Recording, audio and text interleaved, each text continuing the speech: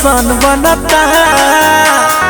अरे बन बना केहू अन बनता केहू सन बनता। जेकर जतियो बादसरिया हिरान बनता। जेकर जतियो बादसरिया हिरान बनता। हथियार पिस्तौल लेके डॉन बनता। हथियार पिस्तौल लेके डॉन बनता। जेकर जतियो बादसरिया हिरान बनता। जेकर जतियो बादसरिया हिरान बनता।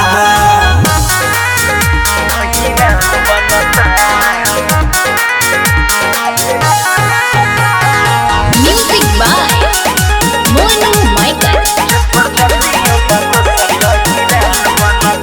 जब मिलत ना रहे हो कौनो के टॉपिक तब जात के हमारा करता कॉपी।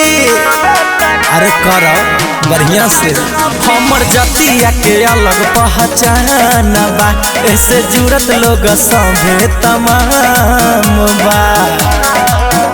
माथे पगड़ी के बांधी के उड़न बनता। माथे पगड़ी के बांधी के उड़न बनता। जेकर जतियो बादसरिया हिरान बनता।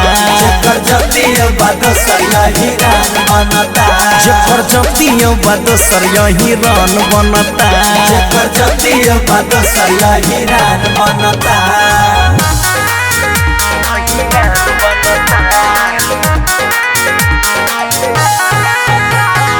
Music by Monu Michael. तू बन के बेजान ले ले जाति के नाम। आधार कार्ड पर नाम डाला वाले डलवाला। अब तो अब से खोलिया अपन पोल रे।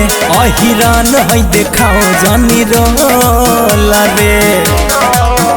नाम धर्म के लेके बदनाम करता। नाम धर्म के लेके बदनाम करता। जेकर जतियो बादसरिया हिरान बनता।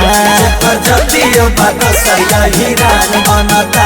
जेकर जतियो बादसरिया हिरान बनता। जेकर जतियो बादसरिया हिरान बनता।